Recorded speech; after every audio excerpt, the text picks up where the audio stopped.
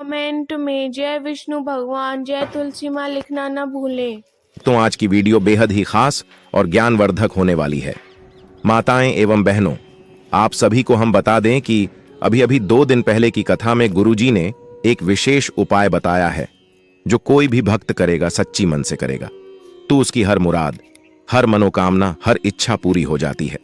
और 33 कोटि देवी देवताओं को धारण करने वाली गौ माता की कृपा आजीवन व्यक्ति पर बरसती है। माताएं एवं बहनों, गुरुजी ने कहा, भक्तों साल की सबसे बड़ी एकादशी और सबसे चमत्कारिक उत्पन्ना एकादशी को ही कहा जाता है। कहा जाता है कि यह एकादशी 24 एकादशी में सबसे श्रेष्ठ मानी जाती है और इस दिन किया गया कोई भी उपाय करें कभी भी निष्फल नहीं जाता, मतलब हमेशा लाभ ही प्रदान करवाता है। भक्तों, उत्पन्ना एकादशी की रात तुलसी में एक चीज जरूर बांध देना चाहिए। साथ में भक्तों, उत्पन्ना एकादशी के दिन गौ माता को एक चीज जरूर ही खिलाना चाहिए। और साथ में हम आपको बताएंगे कि जो भी भक्त सच्ची हृदय से, सच्चे मन से उत्पन्ना एकादशी के दिन या एक चीज का लगा तो उसके घर जमकर धन दौलत आती है, सुख समृद्धि आती है, हर मनोकामना इच्छा पूरी होती है। भक्तों, अगर आज की वीडियो आपने पूरा देख ली तो मन कर चलिए आपका दुर्भाग्य को आज हम समाप्त करवा देंगे, क्योंकि जो भी भाई बहन, माता बहन इस वीडियो को सच्चे हृदय से माता रानी के लिए पूरी सच्ची निष्ठा से देखते हैं, वीडियो को लाइक करते हैं, चैनल को सब्सक्राइब करते हैं और कमेंट बॉक्स में भगवान विष्णु की जय लिखते हैं, माता लक्ष्मी की जल लिखते हैं, तो उनके जीवन में कभी कोई कष्ट, दुख, दर्द, कोई भी राहु दोष, पितृदोष और यहां पर सबसे इंपॉर्टेंट है शनि दोस्त हमेशा के लिए खत्म हो जाते हैं, यानी कि नष्ट हो जाते हैं और सभी देवी देवताओं की कृपा बरसती है। भक्तों, आप सभी को हम बारी बारी से सभी जानकारी देते हुए चलेंगे, इसलिए आप वीडियो को पूरा ही देखें, आधा अधूरा ना देखें। कई लोग होते हैं जो वीडियो को काट काट कर देखते हैं, बीच बीच में से देखते हैं और फिर ऐसे व्यक्ति को जीवन में कभी सफलता हासिल भी नहीं हो सकती। जो व्यक्ति वीडियो को बीच बीच से देखा है, कट कट कर देखता है भक्तों, इसलिए आप वीडियो को पूरा ही देखा करें। उत्पन्ना एकादशी भक्ति साथ में हम आपको बताएं कि भक्तों चली सबसे पहले हम आपको बता देते हैं कि उत्पन्ना एकादशी की डेट टाइम क्या है, फिर हम आपको बड़ी बड़ी से सभी जानकारी बताते हुए चलेंगे और यह भी बताएंगे कि वह कौन सी चीज है जो हमें उत्पन्ना एकादशी के दिन जरूर ही खा लेनी चाहिए। भक्तों, साथ में हम आपको बताएंगे कि इस दिन एक चीज भूल कर भी नहीं खानी चाहिए। अगर आप यह चीज खा लेते हैं तो आपके घर में मृत्यु भी हो सकती है, इसलिए आज की वीडियो को आप पूरा जरूर देख लेना। बहुत ही खास और ज्ञानवर्धक वीडियो है। हर साल मार्ग शीर्ष महीने में कृष्ण पक्ष की एकादशी तिथि को उत्पन्ना एकादशी कहते हैं। मान्यता है कि इसी दिन एकादशी का जन्म हुआ था। इस एकादशी में व्रत रखकर भगवान विष्णु और माता लक्ष्मी की पूजा करने से जन्म जन्मांतर के पाप समाप्त हो जाते हैं, साथ ही व्यक्ति को धन की कमी नहीं होती है। इस साल 26 नवंबर को उत्पन्ना एकादशी का व्रत रखा जाएगा। कब शुरू हो रही एकादशी तिथि? ज्योतिषाचार्य बताते हैं कि उत्पन्ना एकादशी तिथि की शुरुआत 25 नवंबर को रात 2:56 पर हो रही है। समापन अगले दिन 26 नवंबर की रात 1:43 पर होगा। एकादशी तिथि का उदय 26 नवंबर को है, इसलिए उदया तिथि के अनुसार उत्पन्ना एकादशी का व्रत 26 नवंबर को रखा जाएगा। एकादशी पूजा विधि ज्योतिषाचार्य बताते हैं कि इस दिन व्रत रखकर भगवान विष्णु और माता लक्ष्मी की पूजा करनी चाहिए। साथ ही तुलसी पौधे में जल में गन्ने का रस मिलाकर अर्पण करें। शाम के समय सत्यनारायण की कथा अवश्य सुने। साथ ही जरूरतमंदों के बीच दान करने से सभी प्रकार के पाप समाप्त हो जाते हैं। भक्ति सभी जानकारी हम बारी बारी से जानते हुए चलेंगे। एकादशी पर क्या करें और क्या न करें। उपवास रखें। एकादशी के दिन व्रत रखना शुभ माना जाता है, इसलिए इस दिन भगवान विष्णु के लिए उपवास जरूर रखें। तुलसी पत्र चढ़ाएं। तुलसी पत्र भगवान विष्णु को अति प्रिय है और उनकी पूजा तुलसी पत्र के बिना अधूरी मानी जाती है, इसलिए इस शुभ दिन पर तुलसी दल चढ़ाना चाहिए। लेकिन इस दिन के लिए पहले से तुलसी पत्र को तोड़कर रख लें, क्योंकि मान्यताओं अनुसार इस दिन तुलसी को नहीं तोड़ना चाहिए। तामसिक भोजन से बचें। एकादशी के दिन सात्विक भोजन करना चाहिए। इस दिन मांस, प्याज, लहसुन आदि का सेवन नहीं करना चाहिए। अगर आपने अभी तक छाया जैन चैनल को सब्सक्राइब नहीं किया है तो सब्सक्राइब कर लें और वीडियो अच्छी लग रही हो तो एक लाइक अवश्य करें और कमेंट में जय विष्णु भगवान जय तुलसी माँ लिखना न भूलें।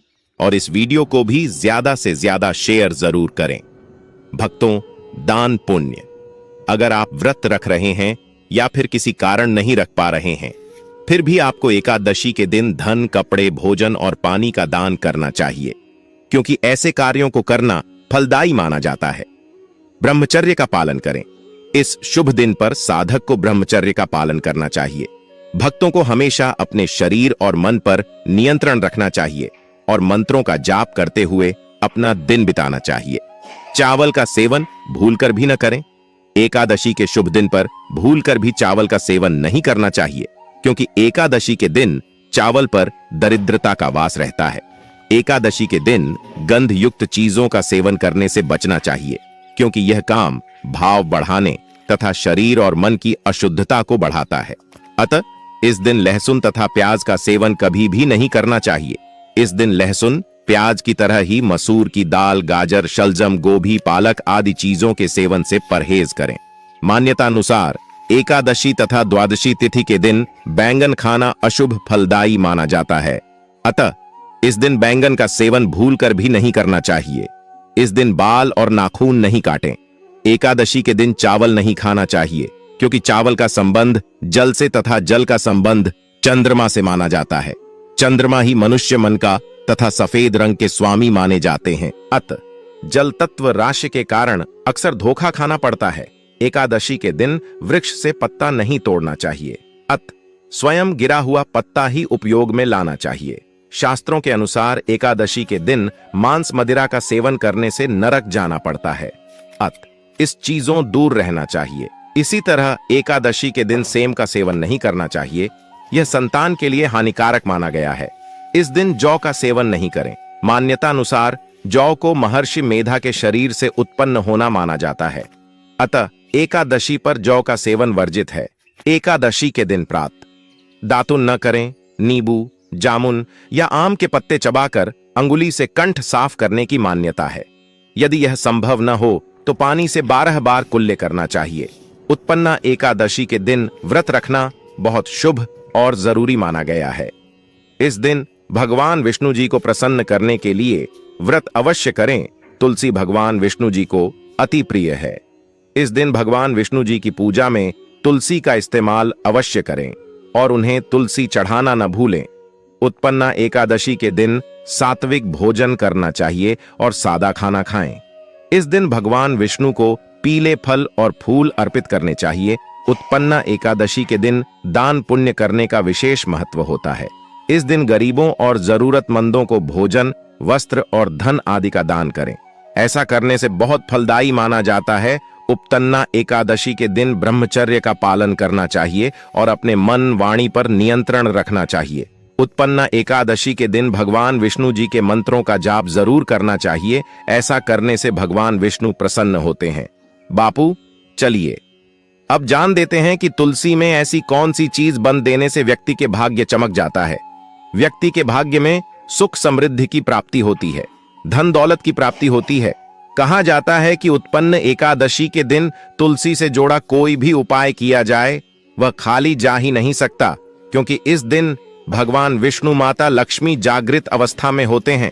उसे दिन कोई भी उपाय करें, नहीं वह खाली कभी नहीं जाएगा। भक्तों, इसलिए तुलसी में इस दिन एक चीज जरूर बंद देनी चाहिए, और अगर आप यह चीज बांध देते हैं तो माता लक्ष्मी आप पर दोनों हाथों से धन की वर्षा करते हैं। माता लक्ष्मी ऐसे घर में स्थायी रूप से निवास करते हैं जिस भी घर में यह एक चीज तुलसी में बांध दी जाती है।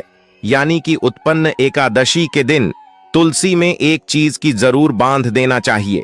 व्यक्ति का भाग्य चमक जाता है।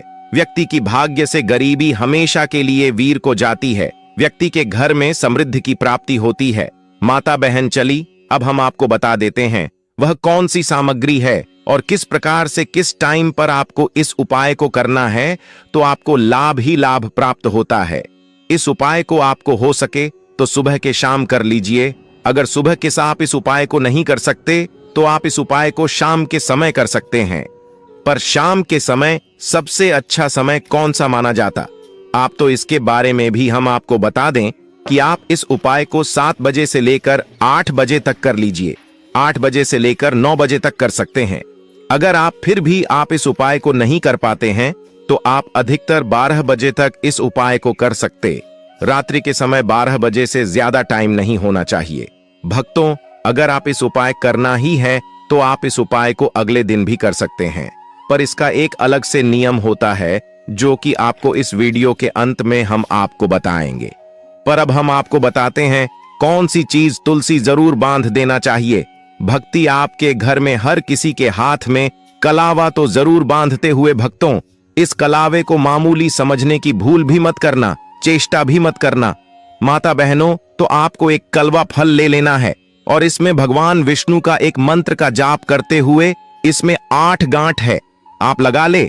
गांठे आपको किस प्रकार से लगाना है, कौन से मंत्र का जाप करना है, तो जिस तरह से आप गठन लगते हैं इस तरह से इस कलावे में 8 गांठ लगा दीजिए और भगवान विष्णु का और घूमता लक्ष्मी का नाम लेते हुए उसमें आप 8 घंटे लगा दीजिए। और आपके घर में हल्दी तो जरूर होगी। हल्दी का गड्ढा एक पेस्ट बना लीजिए और इस टेस्ट के अंदर आप कलावे को डाल दीजिए। कलावे को अच्छी तरह से हल्दी में मिक्स हो जाना चाहिए, यानी कि हल्दी कलावे पर अच्छी तरह से लग जानी चाहिए। और इसके बाद इस कलावे को आप तुलसी माता किसी भी अंग पर आप बढ़ सकते हैं, यानी कुछ तुलसी पर आप उसे बंद दीजिए या फिर चढ़ा दीजिए। भक्तों, यह कितना चमत्कारिक माना जाता है। कोई व्यक्ति की अगर वर्षों की मनोकामना भी क्यों ना हो, कोई भी मनोकामना क्यों ना, वह पल भर में ही पूरी हो जाने का महावरदान प्राप्त कर सकते हैं। भक्तों, क्योंकि इस उपाय को कोई मामूली उपाय नहीं होता, बहुत ही चमत्कारिक उपाय होता है, बहुत ही खास उपाय होता है, बहुत ही ज्ञानवर्धक उपाय होता है। माताएं, पहलू आपको तुलसी के अंदर एक और चीज जरूर ही रख देनी चाहिए। कहां जाता है, नेटवर्क देते हैं, यानी कि तुलसी की मिट्टी में आप यह एक चीज जरूर रख देना चाहिए। आपको यह तो झांत ही होगा कि माता तुलसी के पति भगवान विष्णु हैं और इन्हीं का एक रूप है। उसे रूप को हम शालिग्राम के नाम से जानते हैं। और जो भी भक्त इस एकादशी के दिन गलती से भी, अगर जाने अनजाने में भी अगर या फिर जानबूझकर अगर वह व्यक्ति इन शालिग्राम की मूर्ति को माता तुलसी के गमले के पास रख देता है तो कहा जाता है कि उसकी जन्म जन्मांतर के पास समाप्त हो जाते हैं। उसके घर में सुख समृद्धि की प्राप्ति होती है। माता लक्ष्मी ऐसी घर में हमेशा ही वास करते हैं जिस घर में अगर शालिग्राम की मूर्ति को तुलसी के समक्ष यानी कि पास में रखा जाए, उसे घर में माता लक्ष्मी हमेशा ही रहती है। हम तो चलिए अब हम आपको बता देते हैं कि आपको यह साल की सबसे बड़ी एकादशी के दिन गौ माता को एक चीज जरूर खिला देनी चाहिए।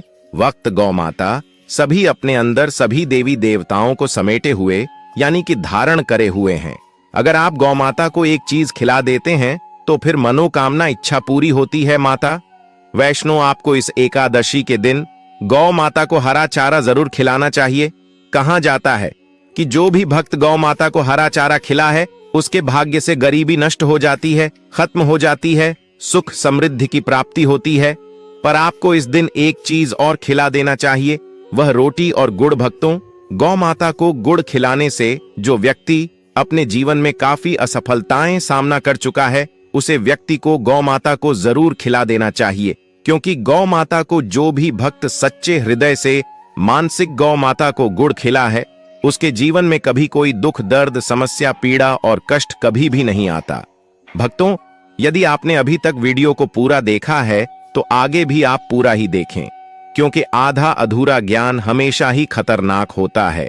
इसलिए वीडियो को आप पूरा ही देखें। और अभी तक आपने कमेंट बॉक्स में जाए तो इस मैया ना लिखा हो तो जरूर ही लिख दीजिए और इस वीडियो को ज्यादा से ज्यादा शेयर भी करें।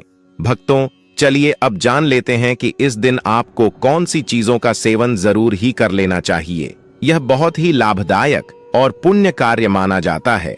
जो भी भक्त उत्पन्न एकादशी के दिन यह चीज खाता है, उसके घर में कभी की अन्य धन की कमी नहीं होती। चलिए आप यह भी जान लेते हैं उत्पन्न एकादशी पर खाने की चीजें। तुलसी, तुलसी के पत्ते को पवित्र माना जाता है और इस दिन इसका सेवन करना शुभ होता है। तुलसी में एंटीओक्सीडेंट्स होते हैं जो स्वास्थ्य के लिए फायदेमंद होते हैं। गुड़ में एंटीओक्सीडेंट्स होते हैं जो स्वास्थ्य के लिए फायदेमंद होते हैं। गुड़ को इस दिन खाने से शरीर को ऊर्जा मिलती है। चना एक प्रोटीन से भरपूर खाद्य है जो इस दिन खाने के लिए उत्तम होता है। चना को इस दिन खाने से शरीर को प्रोटीन मिलता है। साबुत अनाज जैसे कि ब्राउन राइस, साबुत गेहूं की रोटी इस दिन खाने के लिए उत्तम होते हैं। साबुत अनाज में फाइबर होता है जो पाचन के लिए फायदेमंद होता है। ताजे फल जैसे कि अनार, सेब और केला इस दिन खाने के लिए उत्तम होते हैं। फल में विटामिन और मिनरल्स होते हैं जो स्वास्थ्य के लिए फायदेमंद होते हैं। दही एक प्रोबायोटिक खाद्य है जो पाचन के लिए फायदेमंद होता है। दही में कैल्शियम भी होता है जो हड्डियों के लिए फायदेमंद होता है। शंख पुष्पी एक औषधीय पौधा है जिसके फूलों का सेवन इस दिन करना शुभ होता है। शंख पुष्पी में एंटीओक्सीडेंट्स होते हैं जो स्वास्थ्य के लिए फायदेमंद होते हैं। पंचामृत एक पवित्र पेय है जो दूध, दही, घी, शहद और गुड़ से बनाया जाता है। पंचामृत में एंटीओक्सीडेंट्स होते हैं जो स्वास्थ्य के लिए फायदेमंद होते हैं। उत्पन्न एकादशी पर विशेष व्यंजन खीर एक पारंपरिक मिठाई है जो इस दिन बनाई जाती है। खीर में चावल, दूध और गुड़ होता है। पूरी और सब्जी एक सामान्य भोजन है जो इस दिन खाया जाता है। पूरी में साबुत गेहूं होता है और सब्जी में विटामिन और मिनरल्स होते हैं। मिष्ठान्न जैसे कि लड्डू, बर्फी और जलेबी इस दिन बनाए जाते हैं। मिष्ठान्न में गुड़ और चीनी होती है जो स्वास्थ्य के लिए फायदेमंद होती है। हलवा एक पारंपरिक मिठाई है जो इस दिन बनाई जाती है। हलवा में गेहूं, दूध और गुड़ होता है। लड्डू एक पारंपरिक मिठाई है जो इस दिन बनाई जाती है। लड्डू में बेसन, दूध और गुड़ होता है। उत्पन्ना एकादशी उपाय एकादशी का दिन भगवान विष्णु की कृपा पाने के लिए एक उत्तम दिन माना जाता है। व्यापार में वृद्धि के लिए उत्पन्ना एकादशी के दिन भगवान विष्णु की पूजा में पीले रंग के फूल चढ़ाने के साथ पीले रंग का भोग अर्पित करें। मान्यता है कि ऐसा करने से भगवान विष्णु प्रसन्न होते हैं और कारोबार में तरक्की के योग बनते हैं। दरिद्रता होगी दूर घर से। दरिद्रता दूर करने के लिए उत्पन्ना एकादशी के दिन सुबह और शाम को तुलसी के पेड़ के नीचे घी का दीपक जलाएं और लक्ष्मी चालीसा का पाठ करें। इसके अलावा पूजा में भगवान विष्णु को 11 तुलसी के पत्तों का भोग लगाएं। मान्यता है कि ऐसा करने से भगवान विष्णु के साथ माता लक्ष्मी का आशीर्वाद मिलता है और दरिद्रता दूर होती है। गृह क्लेश से मुक्ति। अगर घर में बहुत ज्यादा लड़ाई झगड़े होते हैं और लंबे समय से क्लेश चल रहा है तो ऐसे में उत्पन्ना एकादशी के दिन घर में दक्षिणावर्ती शंख की स्थापना करें। उसके बाद शंख की धूप, दीप आदि से पूजा करें। मान्यता है कि ऐसा करने से गृह क्लेश से मुक्ति मिलती है। धन लाभ के उपाय। धन से जुड़ी समस्याओं से मुक्ति पाने के लिए उत्पन्ना एकादशी के दिन भगवान विष्णु के सामने 9 मुखी दीपक के साथ एक अखंड ज्योति जलाएं। ऐसा करने से घर में सकारात्मक ऊर्जा बढ़ती है। मां लक्ष्मी का आशीर्वाद मिलता है जिससे धन से जुड़ी सभी परेशानियां दूर होती हैं। दीपक में रुई की जगह कलावे की बाती का प्रयोग करने से यह उपाय ज्यादा असरदार होता है। और वीडियो को आधा अधूरा ना देखें क्योंकि अब हम आपको बताने जा रहे हैं बेहद खासपुर ज्ञानवर्धक जानकारी। माताएं, बहनों, आप सभी को हम बता दीजिए। उत्पन्ना एकादशी पर ऐसे करें। अभिषेक। उत्पन्ना एकादशी पर भगवान विष्णु का पंचामृत से अभिषेक करें और तुलसी का पत्ता डालकर दूध और केसर से बनी खीर का भोग लगाएं। ऐसा करने से आपके धन के रास्ते में आ रही रुकावटें दूर होंगी और आपकी कमाई में वृद्धि होगी। आपके अंदर कार्य कुशलता बढ़ेगी और ऑफिस में आपको सराहना मिलेगी। उत्पन्ना एकादशी पर दक्षिणावर्ती शंख का उपाय। उत्पन्ना एकादशी पर घर के पूजा स्थान में दक्षिणावर्ती शंख की स्थापना करने से आपके घर सुख, समृद्धि और धन वैभव बढ़ता है। आपके घर में मां लक्ष्मी का वास होता है और उनकी कृपा आपके पूरे परिवार पर बनी रहती है। इस दिन दक्षिणावर्ती शंख को पीतल के पात्र में रखकर दूध से अभिषेक करें। और फिर इसे स्वच्छ जल से साफ करके घर के मंदिर में उत्तर दिशा में रखें।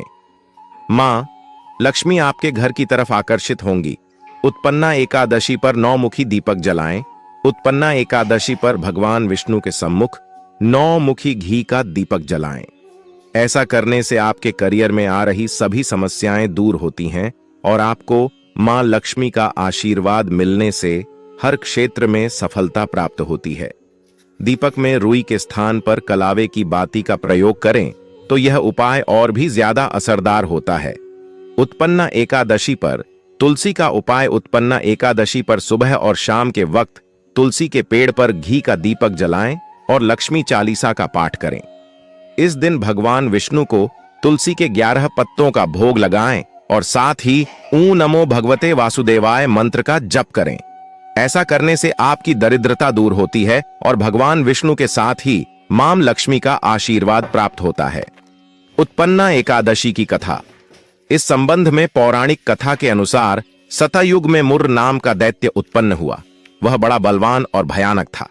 उस प्रचंड दैत्य ने इंद्र, आदित्य, वसु, वायु, अग्नि आदि सभी देवताओं को पराजित करके भगा दिया। तब इंद्र सहित सभी देवताओं ने भयभीत होकर भगवान शिव से सारा वृत्तांत कहा और बोले, हे कैलाशपति, मुर दैत्य से भयभीत होकर सब देवता मृत्यु लोक में फिर रहे हैं। तब भगवान शिव ने कहा, हे देवताओं, तीनों लोकों के स्वामी, भक्तों के दुखों का नाश करने वाले भगवान विष्णु की शरण में जाओ। वे ही तुम्हारे दुखों को दूर कर सकते हैं। शिव जी के ऐसे वचन सुनकर सभी देवता क्षीर सागर में पहुंचे। वहां भगवान को शयन करते देख हाथ जोड़कर उनकी स्तुति करने लगे कि हे देवताओं द्वारा स्तुति करने योग्य प्रभो, आपको बारंबार नमस्कार है। देवताओं की रक्षा करने वाले मधुसूदन, आपको नमस्कार है। आप हमारी रक्षा करें। दैत्यों से भयभीत होकर हम सब आपकी शरण में आए हैं। आप इस संसार के कर्ता, माता पिता, उत्पत्ति और पालन करता और संहार करने वाले हैं। सबको शांति प्रदान करने वाले हैं। आकाश और पाताल भी आप ही हैं। सबके पितामह ब्रह्मा, सूर्य, चंद्र, अग्नि, सामग्री, होम, आहुति, मंत्र, तंत्र, जप, यजमान, यज्ञ, कर्म, कर्ता, भोक्ता भी आप ही हैं। आप सर्वव्यापक हैं। आपके सिवा तीनों लोकों में चर तथा अचर कुछ भी नहीं है। हे भगवान, दैत्यों ने हमको जीत कर स्वर्ग से भ्रष्ट कर दिया है और हम सब देवता इधर उधर भागे भागे फिर रहे हैं। आप उन दैत्यों से हम सबकी रक्षा करें। इंद्र के ऐसे वचन सुनकर भगवान विष्णु कहने लगे कि हे इंद्रा, ऐसा मायावी दैत्य कौन है जिसने सब देवताओं को जीत लिया है? उसका नाम क्या है? उसमें कितना बल है और किसके आश्रय में है तथा उसका स्थान कहां है? यह सब मुझसे कहो। भगवान के ऐसे वचन सुनकर इंद्र बोले, भगवान, प्राचीन समय में एक नाड़ी जंध नामक राक्षस था।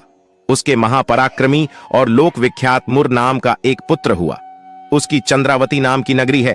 उसी ने सब देवताओं को स्वर्ग से निकालकर वहां अपना अधिकार जमा लिया है। उसने इंद्र, अग्नि, वरुण, यम, वायु, ईश, चंद्रमा, नयरथ आदि सबके स्थान पर अधिकार कर लिया है।